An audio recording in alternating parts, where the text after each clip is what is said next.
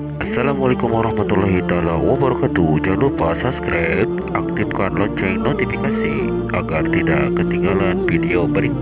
Kali ini bab 1 kita akan membahas meyakini kitab-kitab Allah dan mencintai Al-Quran.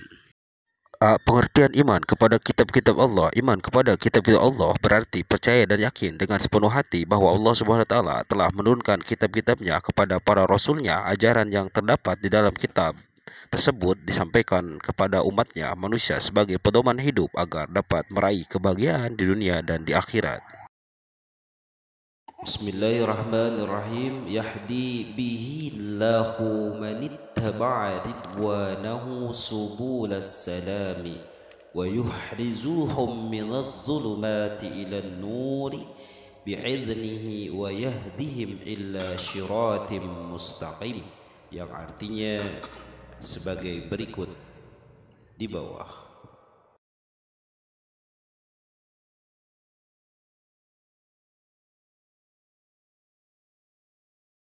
B. Nama-nama kitab Allah Subhanahu Wa Taala dan Rasul menerimanya. Ada 4 kitab yang diturunkan oleh Allah Subhanahu Wa Taala ke dunia ini. Allah Subhanahu Wa Taala juga memberikan nama-nama untuk kitab-kitabnya tersebut secara berurutan, mulai dari yang pertama kali diturunkan hingga saat ini. Keempat kitab yang wajib kita ketahui yaitu Taurat, Injil, Zabur dan Al-Quran. Kitab Taurat diturunkan pada abad ke-12 sebelum Masehi. Kitab Taurat diwahyukan kepada Nabi Musa AS pada abad ke-12 sebelum Masehi. Nama Taurat berarti hukum atau syariat. Pada saat itu Nabi Musa AS diutus Allah SWT untuk berdakwah kepada bangsa Bani Israel.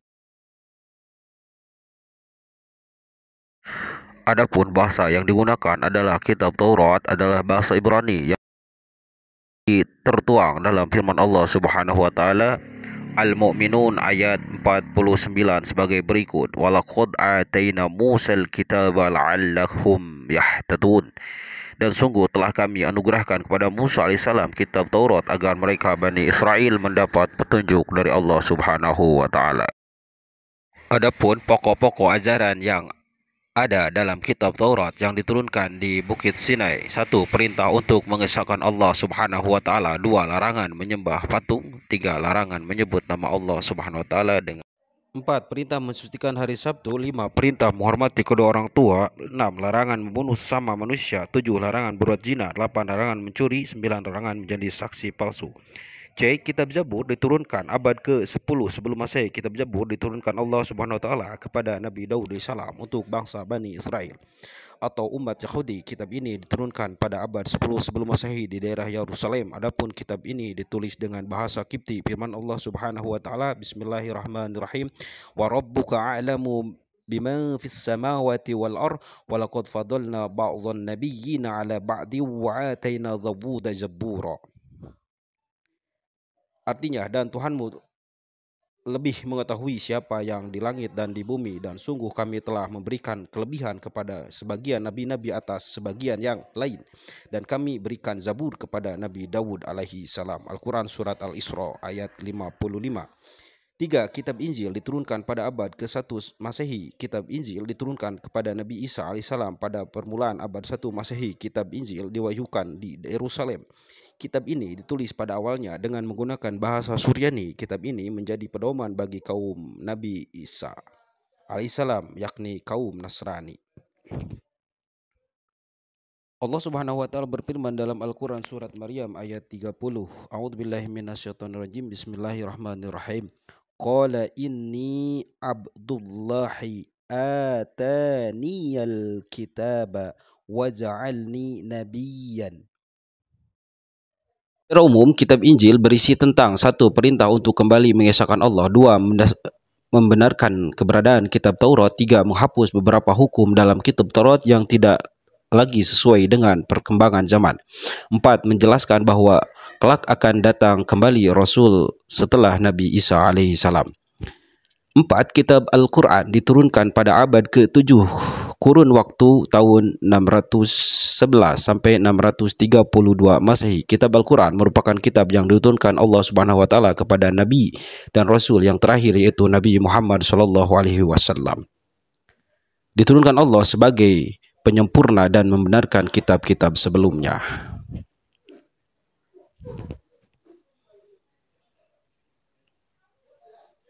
Firman Allah Subhanahu wa taala dalam Al-Qur'an. A'udzubillahi minasyaitonirrajim. Bismillahirrahmanirrahim. Nazzala 'alaikal kitaba bil haqqi musaddiqan lima bayyana yaddayhi wa anzala at-taurata wal inzila. Secara umum, pokok-pokok ajaran yang terkandung dalam Al-Quran adalah 1. Akidah, 2. Akhlak, 3. Ibadah. Akidah yaitu keyakinan, akhlak, budi, pekerti, ibadah yakni yang berkaitan dengan tata cara beribadah seperti salat, zakat, ibadah yang lainnya. 4. Muamalah yaitu berkaitan dengan tata cara berhubungan kepada sesama manusia. 5. Tarikh sejarah yaitu kisah orang-orang dan umat terdahulu. Contohnya seperti Luqman alaihissalam dengan kesolehannya maka Allah abadikan dalam Al-Quran surat Luqman. Kitab Allah Subhanahu wa taala sebagai petunjuk bagi manusia, kitab-kitab yang diturunkan Allah Subhanahu wa taala kepada manusia melalui para utusannya, maksudnya agar dijadikan petunjuk bahwa keberadaan manusia di muka bumi karena manusia diciptakan Allah Subhanahu wa taala, maka hanya kepadanya manusia menyembah.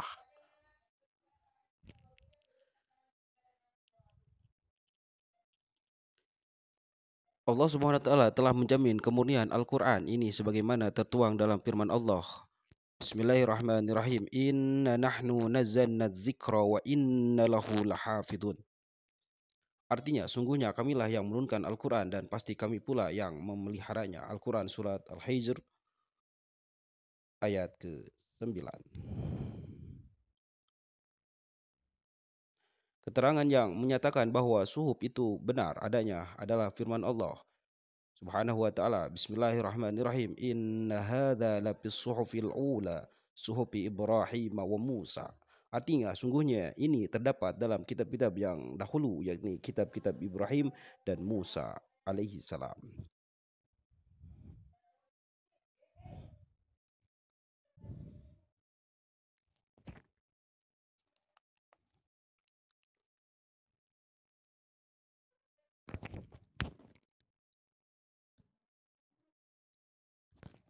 Nabi Ibrahim menerima 10 suhuf. Nabi Musa menerima 10 suhuf. Kitab dan suhuf mempunyai persamaan dan juga perbedaan. Persamaannya adalah keduanya sama-sama firman Allah Subhanahu wa taala yang diturunkan kepada para rasulnya. Adapun perbedaan antara kitab dan suhuf antara lain sebagai berikut.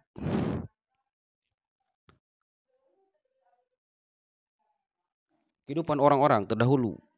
Hal ini bisa menjadi pelajaran hidup yang berharga bagi umat manusia saat ini. 4. Manusia dapat mengetahui betapa besarnya perhatian dan kasih sayang Allah Subhanahu wa taala.